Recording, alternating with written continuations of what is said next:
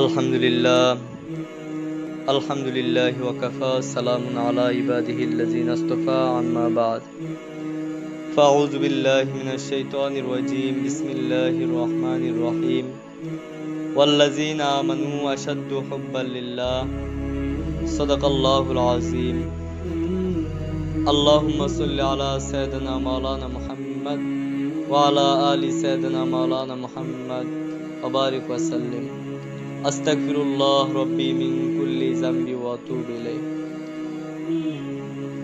আল্লাহ পাক জাল্লা জালালুহু আম্মা নাওয়ালুহু কোরআনে কারিমে মুমিনদের পরিচয় দিয়েছেন, মুসলমানদের পরিচয় দিয়েছেন যে মুসলমানগণ ঈমানদারগণ কেমন হবে। এর একটা বৈশিষ্ট্য আল্লাহ পাক কোরআনে কারিমে এইভাবে দিয়েছে, এর একটা নমুনা আল্লাহ পাক এইভাবে দিয়েছে যে ওয়াল্লাযিনা আমানু আশাদ্দু হুব্বাল লিল্লাহ। রব্বুল আলামিন বলেন, তোমরা যারা মুমিন হয়েছ, ঈমান এনেছ, তারা তো সর্বদা আল্লাহর প্রেমে মাতোয়ারা থাকবে, আল্লাহর প্রেমে নেশাগ্রস্ত থাকবে। ওয়াল্লাযিনা আমানু আশাদ্দু হুব্বাল লিল্লাহ, তোমরা যারাই মুমিন হয়েছ তারা তো সর্বদা সর্বমুহূর্ত আল্লাহর প্রেমে মাতোয়ারা নেশাগ্রস্ত থাকবে। কেমন প্রেম করবে? আমাদের আকাবিরগণ লাইলি মজনুর ঘটনা এই ক্ষেত্রে আল্লাহর প্রেম ভালোবাসার ক্ষেত্রে উদাহরণস্বরূপ পেশ করে থাকত। যেমন মজনু লাইলার প্রেমে এতটাই মাতোয়ারা, এতটাই পাগল ছিল যে মজনু সারাদিন শুধু লাইলি লাইলি লাইলি লাইলি করত, সর্বক্ষণ শুধু লাইলার নাম নিতে থাকতো। একবার মজনুর বাবা মজনুকে পবিত্র কাবায় নিয়ে গেলেন, বললেন মজনু, যাতে মজনুর অন্তর থেকে লাইলার প্রেম ভালোবাসা কিছুটা কমে। তো মজনুর বাবা মজনুকে কাবা শরীফের গ্লাভ হাতে ধরায়া তারপরে বললেন, মজনু আমার সাথে সাথে বলো যে আল্লাহ, আমি কাবার গ্লাভ ধরে প্রার্থনা করতেছি, আপনি মজনুর লাইলার ভালোবাসা এই মজনুর অন্তর থেকে কমায় দেন। তখন মজনু কাবা শরীফের গ্লাভ ধরে বললেন, আল্লাহ, আমি কাবা শরীফের গ্লাভ ধরে প্রার্থনা করতেছি, আপনি লাইলার ভালোবাসা আমার অন্তরে আরো বাড়ায় দেন। তো মজনু লাইলাকে ভালোবাসতো, সে তার ভালোবাসা এইভাবে প্রকাশ করছে। বন্ধু, আমরাও তো আল্লাহকে ভালোবাসি, কিন্তু আমাদের থেকে আল্লাহর প্রেম ভালোবাসা প্রকাশ হচ্ছে না, বরং প্রকাশ হচ্ছে দুনিয়ার ভালোবাসা। দুনিয়ার ভালোবাসা, যারা রাজনীতি করে, রাত দিন 24 ঘন্টা শুধু রাজনীতি আর রাজনীতি, তার থেকে আল্লাহর ভালোবাসা প্রকাশ হয় না, প্রকাশ হচ্ছে রাজনীতির ভালোবাসা, রাজনীতির ধোঁয়া এবং হুঙ্কার। রাজনীতির ধোঁয়া এবং হুঙ্কার। যারা ব্যবসা করে, ওর মাথার মধ্যে মগজ যত পাচ্ছেন, ওর ব্যবসাও তত পাচ্ছেন, ব্যবসাও তত পাচ্ছেন। তো প্রকাশ হচ্ছে দুনিয়ার ভালোবাসা। এই দুনিয়া কাউকে কামিয়াবি করতে পারে না। ফেরাউনের নাম শুনছো না? ফেরাউনের টাকার অভাব ছিল না, ক্ষমতার অভাব ছিল না, সম্পদের অভাব ছিল না, অনেক টাকা ছিল ফেরাউনের, কিন্তু এই টাকা পয়সা ক্ষমতা ফেরাউনকে আল্লাহর প্রেমিক বানাইতে পারে নাই। শেষ পর্যন্ত ফেরাউন নীল নদের মধ্যে ডুইবা ডুইবা মরছে। নমরুদের টাকার অভাব ছিল না, ক্ষমতার অভাব ছিল না, নমরুদ মৃত্যুর সময় জুতার বাড়ি খেয়া তারপরে দুনিয়ার জমিন থেকে গেছে। সাদ্দাতের টাকার অভাব ছিল না, ক্ষমতার অভাব ছিল না, সম্পদের অভাব ছিল না। সাদ্দাত টাকা ক্ষমতা সম্পদ পেয়া আল্লাহর সাথে টক্কর দিছে, বলছে আমি আল্লাহর জান্নাতে যাব না। সাদ্দাত নিজের জান্নাত নিজেই তৈরি করছে। যখন জান্নাতের মধ্যে ঢুকবে তো মালাকুল মউত আজরাইল এসে উপস্থিত হয়ে গেছে। বন্ধু, এই টাকা পয়সা ক্ষমতা কাউকে কামিয়াবি করতে পারে না। এই টাকা তো হযরত ইব্রাহিম ইবনে আদহামেরও ছিল, যিনি বাদশা ছিলেন। হযরত ইব্রাহিম ইবনে আদহাম রহমতুল্লাহ আলাইহি বাদশাহী সেরা 40 বছর আল্লাহর প্রেমে নিশাপুরের জঙ্গলে কাটায় দিছে। আল্লাহ পাক তাকে আল্লাহর কাছে টেনে নিছে, আল্লাহর দেওয়ানা বানায় দিছে। আমার ভাই শুনেন, যে হযরত আবু বকর সিদ্দিক রাদিয়াল্লাহু তাআলা আনহুর একটা আসমান ছিল। তিনি আসমান দেখতেন, জমিন দেখতেন, গাছ দেখতেন। ফেরাউনও তো আসমান দেখতো, সূর্য দেখতো, তারকা দেখতো, কিন্তু ফেরাউন নমরুদেরা আবু জাহেলেরা শুধু একটা সূর্যই দেখতো, আলোওয়ালা সূর্য। একটা জমিনই দেখতো, শুধু মাটি দেখতো, গাছ গাছালি, এত সুন্দর গাছ দেখতো, এত সুন্দর গাছ দেখতো। কিন্তু হযরত আবু বকর রাদিয়াল্লাহু তাআলা শুধু আসমান দেখতো না, বরং আসমানের মধ্যে আল্লাহর নূর দেখতো। সুবহানাল্লাহ। আসমানের মধ্যে নূর দেখতো, জমিনের মধ্যে নূর দেখতো, জমিনের মধ্যে নূর দেখতো, গাছপালা পশু পাখির মধ্যে আল্লাহর নূর দেখতো। আরে গোলাপ এত সুন্দর, এই গোলাপ বানানেওয়ালা আল্লাহ কত সুন্দর, আল্লাহ কত সুন্দর। যে চাঁদ এত সুন্দর, তো চাঁদ যে বানাইছে ওই আল্লাহ কত সুন্দর। আমার ভাই, দুনিয়া থাকার জায়গা না, দুনিয়া ছাড়তে হবে। আজকে দুনিয়ায় বাদশাহী করি, বাহাদুরি করি, খেলাধুলা করি, দুনিয়ায় খেলাধুলা করি, খাবার খাই, চিরকাল কি খাওয়া যাইবো? চিরকাল খেলা যাইবো না, খেলা যাইবো না। তো রসুল বলেন বুদ্ধিমান ওই ব্যক্তি যে মৌতের আগে মৌতের জন্য রেডি হয়। দুচি জাদো মীরা কাশো জোরে জোর, দুচি জাদো মীরা কাশো জোরে জোর, একে আবেদানা দিগর খাকে গোর। দুইটা জিনিস মানুষকে ডাকতে থাকে, এক নাম্বার হচ্ছে কবর, দুই নাম্বার রিজিক। দুচি জাদো মীরা কাশো জোরে জোর, একে আবেদানা দিগর খাকে গোর। কয়টা জিনিস ডাকে? দুইটা জিনিস, একটা কবর আর একটা রিজিক। সব সময় ডাকতে থাকে। কবরে কি যাওয়া লাগবো না? কবর তো ভালো জায়গা, কবর ভালো জায়গা না? সাহাবী আম্মি জান ফাতেমা রাদিয়াল্লাহু তাআলা আনহুকে কবরের মধ্যে রাখলেন। রাখার সময় বললেন, হে কবর, তুমি কি জানো তোমার মধ্যে আমি কাকে রাখতেছি? কবর বললেন, কাকে রাখতেছো? বলে, আমি রাসূল পাক সাল্লাল্লাহু আলাইহি ওয়াসাল্লামের কন্যা ফাতেমাকে রাখতেছি। খবরদার কবর, তুমি তার সাথে বেয়াদবি করবে না। কবর, তুমি কি জানো আমি তোমার মধ্যে কাকে রাখলাম? আমি শের খোদা হযরত আলী রাদিয়াল্লাহু তাআলা আনহুর স্ত্রীকে রাখছি। খবরদার তার সাথে বেয়াদবি করবে না। এ কবর, তুমি কি জানো তোমার মধ্যে কাকে রাখছি? তোমার মধ্যে হযরত হাসান এবং হুসাইন, হযরত হাসান এবং হুসাইন রাসূল পাক সাল্লাল্লাহু আলাইহি ওয়াসাল্লামের কলিজার টুকরা প্রিয় নাতি, তাদের আম্মা জানকে রাখছি। খবরদার কবর, তুমি ফাতেমার সাথে দুর্ব্যবহার করবে না, বেয়াদবি করবে না। তুমি কি জানো তোমার মধ্যে কাকে রাখছি? জান্নাতের সর্দার হযরত ফাতেমা রাদিয়াল্লাহু তাআলা আনহাকে রাখছি। খবরদার কবর, তুমি তার সাথে বেয়াদবি করবে না। কবর তখন বলছে, কবরের ভিতর থেকে আওয়াজ আসছে, আমি রাসূলের কন্যাকে চিনি না, আমি শেরে খোদা আলীর স্ত্রীকে চিনি না, আমি হাসান হোসেন আম্মা জানকে চিনি না, আমি কোনো ফাতেমাকে চিনি না। আমি কবর শুধু চিনি নেক আমল, কবর শুধু চিনি নেক আমল। ওই কবর অত ভালো জায়গা না, কবর কারোর সাথে ভালো ব্যবহার করবে না। বন্ধু, যদি নেক আমল না নিয়া কবরে যাও, ওই কবর অনেক খারাপ জায়গা, কবর অনেক খারাপ জায়গা। কবরটা কারোর সাথে অনেক ভালো ব্যবহার করবে না। তো কবরে তো একদিন যাওয়াই লাগবে না?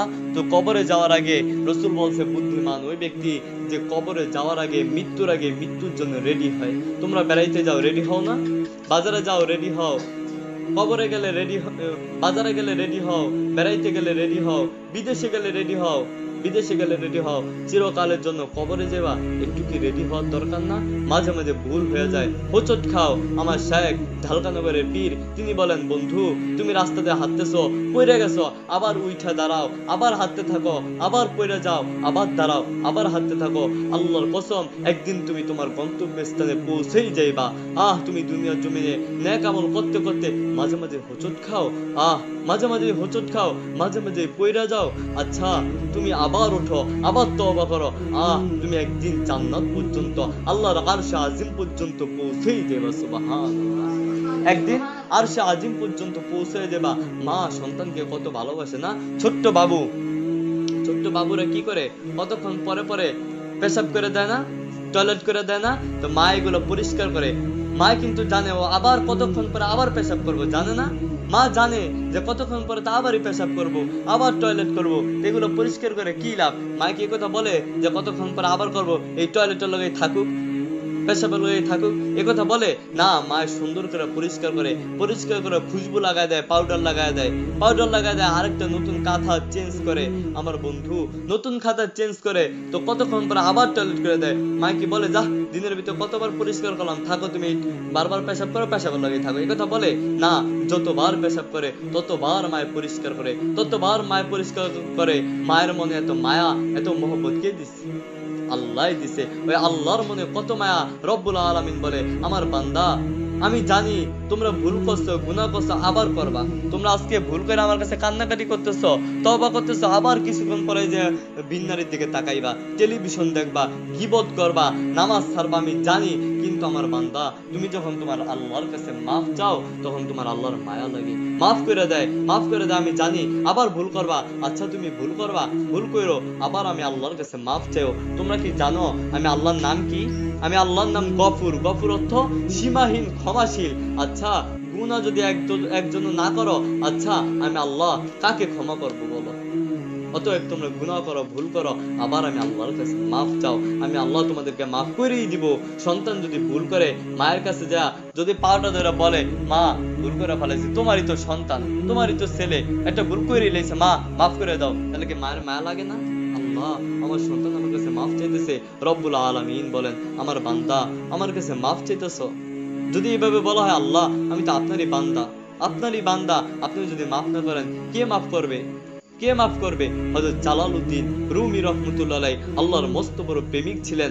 তাদের আল্লাহওয়ালাদের দোয়া করার ঢং আজীব হয়। হযরত জালালউদ্দিন রুমি রাহমাতুল্লাহ আল্লাহর কাছে বলে, আল্লাহ দুনিয়ার মানুষ যদি একটু ধনী হয়, একটু টাকাওয়ালা হয়, তাহলে তার উপরে কি যাকাত ফরজ হয়ে যায় না? যাকাত ফরজ হয়ে যায়, যাকাত দিতে হয়। আল্লাহ আপনি তো সীমাহীন ধনী, আপনার থেকে বড় ধনী তো আর কেউ নাই, আপনার উপরে কি কোনো যাকাত আসে না? আল্লাহ আমি গরিব, আমি মিসকিন, আপনি আপনার সৌন্দর্যের যাকাত আমাকে দেন, আপনার মারেফতের যাকাত আমাকে দেন, আপনার ভালোবাসার যাকাত আমাকে দেন। এজন্য আজকের থেকে সিদ্ধান্ত, আর কোনোদিন গুনাহ করব না, টেলিভিশন দেখবো না, আল্লাহকে নারাজ করব না। আল্লাহকে নারাজ করবো না। খাওয়াইতেছে কে? আল্লাহ খাওয়ায়। তো ওই আল্লাহরে কেমনে নারাজ করি? না মায় খাওয়ায়, বাবাই খাওয়ায়? কে? বাবাই ইনকাম করে খাওয়ায় না? টাকা কামায় তো বাবাই খাওয়ায় না? আচ্ছা বাবাই যে খাওয়ায়, বাবারে খাওয়ানোর ইনকাম করার শক্তি কে দিছে? আল্লাহ দিছে। আল্লাহ কি পারতো না তোমার বাবারে হাসপাতালে শোয়া রাখতে? আল্লাহ কি পারতো না তোমার বাবার গাড়ির চাকার সাথে ফিসা মারতে? আল্লাহ পারতো না তোমার বাবারে হাসপাতালের মধ্যে বড় রোগ দিয়ে শোয়া রাখতে? যায় দেখো হাসপাতালে কত ছোট ছোট বাবুদের বাবা হাসপাতালে শুয়ে রয়েছে, কত মহিলাদের স্ত্রী, কত মহিলাদের স্বামী হাসপাতালে শুয়ে রয়েছে, কত মায়ের সন্তান হাসপাতালে শুয়ে রয়েছে। আল্লাহ পাক পারতো তোমার বাবাকে হাসপাতালে শোয়া রাখতে, তোমার মাকে হাসপাতালে শোয়া রাখতে, কিন্তু আল্লাহ এটা করেন নাই। তোমার বাবাকে তোমার মাকে রুজি করার শক্তি দিছে, তোমাদেরকে খাওয়াইতেছে, আল্লাহ খাওয়াইতেছে। এখন না হয় তোমার মা তোমাকে রুজি করে খাওয়ায়, যখন তুমি তোমার মায়ের পেটে ছিলা তখন কে খাওয়াইছিল? আল্লাহ খাওয়াইছে। যখন তুমি ছোট্ট ছিলা দুনিয়ার মাছ গোস্ত খাইতে পারতা না, তখন কে খাওয়াইছে? আল্লাহ খাওয়াইছে। তোমার মায়ের স্থলে এমন খাদ্যের ব্যবহার আল্লাহ পাক করে, খাদ্যের ব্যবস্থা আল্লাহ পাক করে দিছে। কে করে দিছে? আল্লাহ করে দিছে। রব্বুল আলামিন বলেন যখন তুমি ছোট্ট ছিলে, দাঁত ছিল না মুখে, তখন আমি রিজিক দিছি তোমার মায়ের বুকে। কি বলছে? কত সুন্দর করা কথা। যখন তোমার কেউ ছিল না তখন ছিলাম আমি, আজ তোমার সব হয়েছে, পর হয়েছি আমি। যখন তুমি ছোট্ট ছিলে, দাঁত ছিল না মুখে, তখন আমি রিজিক দিছি তোমার মায়ের বুকে। যখন তুমি ছোট্ট ছিলা তোমার মায়ের বুকে আমি তোমার রিজিকের ব্যবস্থা করছি, আমি আল্লাহ তোমার রিজিকের ব্যবস্থা করছি। আজকে ভুলে গেছো সেই কথাগুলা যে তোমাকে কে খাওয়াইছিল? তুমি কি আমার কাছে আসবা না? আজকে লুকায় লুকায় গুনাহ করো, মনে করে কেউ দেখে না, কেউ দেখে না। আমার দাদা পীর শাহ হাকিম মোহাম্মদ আখতার সাহেব হযরতুল্লাহ করাচি তিনি বলেন, জু করতা है तू झुक के हले चाह से कोई देखता है तुझे आसमां से। যতই তুমি গুপ্ত ঘরে পরশো জহর পান, আকাশ থেকে দেখছে তোমায় সর্বশক্তিমান। যতই তুমি গোপন ঘরে জহর পান করো, যা কিছু করো, আল্লাহ কিন্তু সব দেখে। রব্বুল আলামিন বলেন আলাম ইয়ালাম বি আন্নাল্লাহা ইয়ারা, সে কি জানে না তার রব, তার মালিক তার দিকে তাকায় রয়েছে? আচ্ছা ঘরের দরজা বন্ধ করে লুকায় লুকায় গুনাহ করো কার ভয়ে? মাখলুকের ভয়ে। তোমার খবর আছে যে খালিকের দরজা খোলা, আল্লাহর দরজা খোলা? তুমি জানো না আল্লাহর দরজা খোলা? আল্লাহ পাক সব দেখে, আল্লাহ পাক সব জানে। কবরে তো একদিন যাইতেই হবে না? কবরে যাইতেই হবে। এই দুনিয়া কার জন্য গুনাহ করো? কেউ কারো আপন না, দুনিয়ার সব পর, কেউ কারো আপন না। সুসময় আয় বন্ধু বটে হয়, অসময় হায় হায় কেউ কারো নয়। সুসময় অনেক বন্ধু আছে, কিন্তু অসময় কেউ কারো না, অসময় কেউ কারো না। তোমার টাকা আছে, বন্ধু আছে, ক্ষমতা আছে, বন্ধু আছে, টাকা নাই, বন্ধুও নাই, ক্ষমতা নাই, বন্ধুও নাই। মাটির এই পিঞ্জিরা ভাঙ্গিয়া সুরিয়া, একদিন তো যাইবো পাখি উড়িয়া উড়িয়া। এই মাটির খাঁচা ভাঙ্গা একদিনে পাখি উড়ে যাবো চিরকালের জন্য, আর কোনোদিন আসবো না। এই শরীরের রাখ সাবান, ডেটল সাবান, দামি দামি বিদেশি সাবান দিয়ে ডলো, এই শরীর থাকবে না, চিরকাল থাকবে না। এই জন্য নিজেকে রেডি করো। আচ্ছা, এই জন্য নিজেকে রেডি করো, নিজেকে আল্লাহর জন্য সাজাও, আল্লাহর জন্য সাজাও।